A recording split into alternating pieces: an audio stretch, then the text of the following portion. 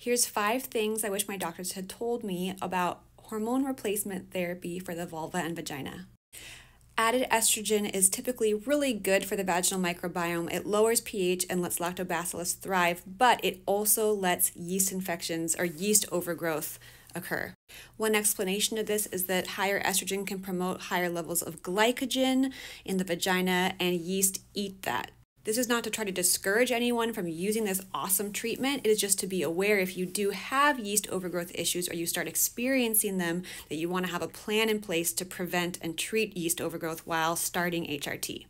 Maybe this is the topic of another video, but I learned this the really hard way. Thing 2 is that lots of vaginal estrogen replacement creams contain irritating ingredients, known allergens, known skin irritants.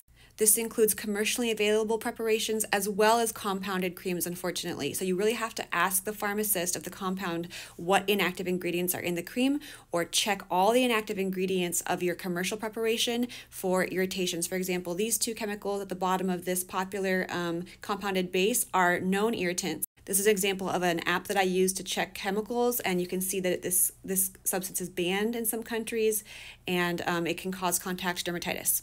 So if you experience really horrible irritation, worse burning when you try to use HRT creams, it might be worth looking into the inactive ingredients first and trying to find a cream with really gentle ingredients for better success.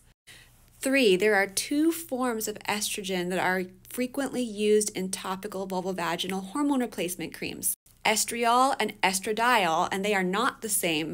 Estriol is available over the counter without a prescription in the United States, and it is the weaker form of estrogen. It is about 8 times weaker than estradiol, which requires a prescription from a doctor. But depending on you and your situation, both could help you a lot. So it's just up to you to figure this out, which one you like best, which one works for you. I've even seen this company here, Silky Peach, say that you can use both. Number 4, estrogen replacement might not be enough. A lot of times when people are talking about vulvovaginal HRT, they're only referring to estrogen replacement, but there are situations and conditions where low testosterone is causing pain and problems. Testosterone is not currently FDA approved by the US government for women, but there are doctors who will prescribe it for vestibulodynia and menopause.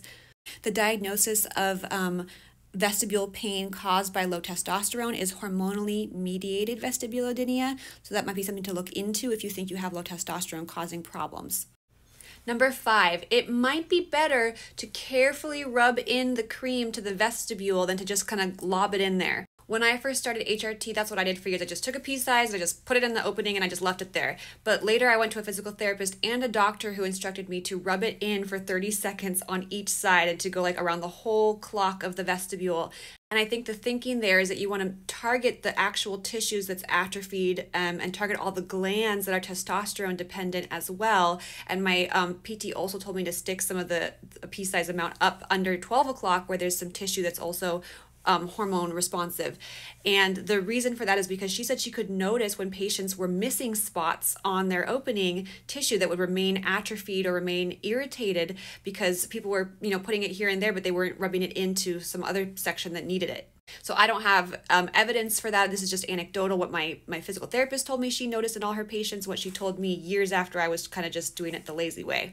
I know if you have vestibulodynia, it could be really painful to kind of like rub it in. So I'm one of those people. So I would just, at least make sure it's touching all the tissue that you need it to touch.